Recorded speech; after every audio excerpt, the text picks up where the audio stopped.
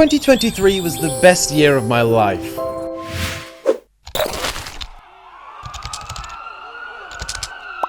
Okay, maybe not the best year of my life, but there was an awful lot that happened. I mean, before 2023, a Nepo baby was the offspring of a FIFA YouTuber, someone serving would have heavily knocked a restaurant's hygiene rating, and pickleball would have stung quite a lot, and you'd probably need medical attention. As you can see by the clip beneath me, what I'm saying is clearly starting to drag, so without further ado... January kicked off with Cristiano Ronaldo joining Al Nassr, sparking a trend, a new era of Saudi soccer. Wherever he goes, his peers followed.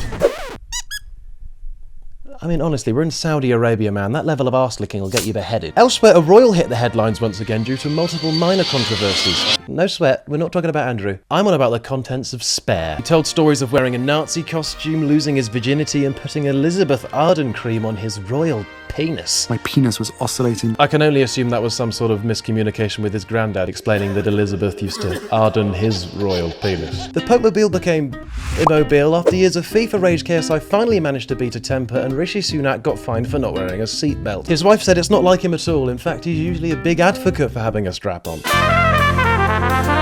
Into February now, a month of awards. Harry Styles, Lizzo and Beyonce were awarded a Grammy. Austin Butler and Kate Blanchett awarded a BAFTA. And Harvey Weinstein awarded 16 extra years in prison.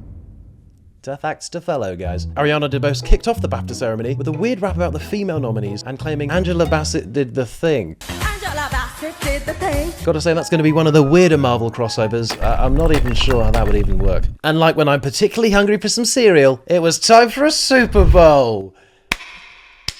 And if you weren't taking a piss in the break, you might have seen an ad where they were shilling some. That's right, guys. Prime managed to somehow wrangle a Super Bowl commercial. And then in true pop star fashion, Rihanna took to the stage with a bump. Yeah, she was just very pregnant. I mean, I thought it would get in the way. Speaking of a problem child, Tommy Fury solidified that legacy by beating Jake Paul. Can't wait for that biography. Yeah, March just seemed to be a month of just sort of weird interviews. First, we had the TikTok CEO being questioned by US congressmen. Mr. Chu, does TikTok access the home Wi-Fi network? I mean, my nan even understands how Wi-Fi works, and I've had to explain to her on numerous occasions, if the Prince of Nigeria is really in money troubles, she won't be the first port of call. And then Hugh Grant just sort of decided to forget that people might want to speak to him at the Oscars. Are you excited to see anybody win? Do you have your hopes up for anyone? No one in particular. What are you wearing tonight then? Just my suit. Have you been like this all day? Hi, what can I get you today? Just my food? That was it. And then the attorney against Gwyneth Paltrow in a trial just sort of started flirting with her. May I ask how tall you are? I'm just under 5'10". Okay, I am so jealous. I think I'm shrinking. Hang on, I didn't know this is what you meant when you said she's going down. Then outside of that, Brendan Fraser got the most wholesome Oscars win ever. Harry Kane proved his scoring is as prolific as his saliva build-up, and an AI version of the Pope took the internet by storm. I mean, look at him. Even an AI version's trying to get down with the kids. In April, Elon tried to pull off a madness. No, he didn't attempt to give a member of an 80s pop band a tug. He tried to make it to space. Unfortunately, the only Musk was the strong smell of failure. Don't know why I'm Boris Johnsoning. Just 4 minutes in, the ship exploded without warning. But I don't think we should judge. Maybe it was ill-prepared. Maybe he didn't expect it to happen that night. Maybe, look, he just found you very, very attractive. It's a natural process. For a spaceship. I guess in a way to make up for it, he elongated Twitter video lengths. All the best. In doing so, however, he created dodgier streams than a sizable kidney stone, in that people just sort of uploaded full movies on there. The whole UK got gaslit into thinking we'd all get an emergency alert. Everyone on TikTok decided to be Wes Anderson, despite half of them never have even seen his films before. And the Dalai Lama apologised for a video where he asked to kiss a boy's tongue. If that's the case, I'd hate to see where that Lama's spitting. Look at that, it's May. Or to give it its full name, may you please stop calling things girl dinner. Philip Schofield apparently got the wrong end of the stick and started indulging in boy dinner. Yes, this morning presenter and a man who seemingly had everybody in school on Snapchat shockingly has a better grooming routine than Tony Stark. Except it was less Iron Man and more I run, underage man. It was his runner. Then in a real curveball, the man just started vaping a Lost Mary in his interview. 400 leading AI experts said that mitigating the risk of extinction should be a global priority, but it appeared one robot had gone rogue and in his first season set a new Premier League goal record. There's no way he's real. Right, guys? Jesus, it's only May. Elsewhere, sausage fingers got coronated. Elsewhere, Sausage Fingers got coronated, Tina took a Turner, and KSI took a leaf out of a Spanish archer's book and used his elbow. June brought the whole world to a halt as we watched the events unfold with the Titan sub. Later being revealed it was controlled by an out-of-date, frankly ill-equipped controller. Speaking of, Boris Johnson resigned. A queue of streamers licking his ass wasn't the only human trafficking Andrew Tate was involved in. There's no female alive, even with a machete, that would stand a chance against the immense power I possess. It's always the ones you least expect. And then Dream tried to unreveal his face. Well, I guess, it's not the first time a Minecraft YouTuber's regretted exposing himself. Or herself. It's always himself, isn't it? July was a movie, or more specifically, two very different movies, which some found confusing. Who made me believe that the movie Oppenheimer was similar to the Barbie movie? This Barbie is a grade A moron. Meta launched Threads to rival Twitter, a battle which ended so prematurely Colleen Ballinger started writing a song about it. Just as a general rule of thumb, if someone's accused you of grooming, don't try and back yourself up by writing a nursery rhyme. NPC streaming became a thing. In fact, the only thing to blow up more than that in July was this streamer's face. Thankfully, he made a speedy recovery. You can't keep getting away with it!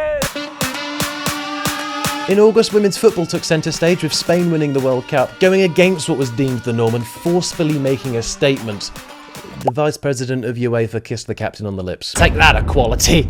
And as predicted, AI took over, although it wasn't quite as threatening as people promised. Many faces started getting hamstered, and Homer and Marge did a lovely rendition of Love the Way You Lie. Unfortunately, they weren't real, as this lady made very clear. I'm telling you right now, that motherfucker back there is not real. iShowSpeed revealed a different bulge to last month. Lil Tay came back from the dead and Prime sponsored a blonde European footballing heartthrob. And Alicia Lehman. In September, Dylan Danish remembered his Twitter password and hilariously posted a picture of a woman he's never met before. Every day. That'll get him, Dylan. You've got a fiancé. Answer for your crimes. Beckham also released a documentary in which somebody called Posh Spice, who drove to school in a Rolls Royce, claimed she was working class. She's nothing like us.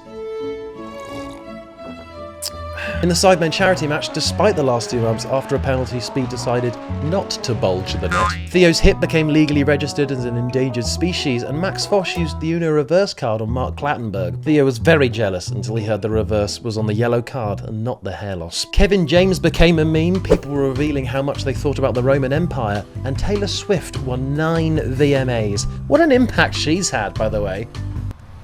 Although not quite as much as the Romans. Don't get me started on Road Network.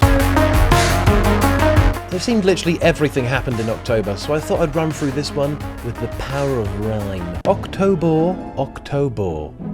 The month Messi won Ballon d'Or. At the post Haaland was beat. Not this year, robot. Take a seat. On TikTok, people were going tube girl mad. On Twitter, daughters mastered fellatio with their dad. A practice we would not like to demonstrate. We would much rather keep it lemon, mate. So you want to chat about Fro while he drinks pints easy? 2,200 days, give him a stomach pump, pleasey. Dylan lost, throwing once and never again. Fury won, although to be fair, he does come from a family of fighting men. The yearbook trend, Big Brother's return, and XL bullies ending up in a farm down the road. How'd you follow that barrel of laughs? Well, November literally had me in stitches. But you know, I don't really like to mention it. Good news for your mum, as they set up the world's first protected area for endangered sperm whales. We know how much she likes her sperm.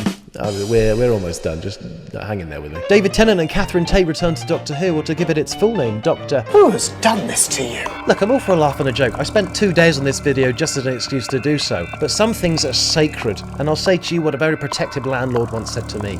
Do not touch my tenant. A weird interview aired on This Morning where Cliff Richard claimed he passed on seeing Elvis because he thought he was too fat. Did you ever meet Elvis?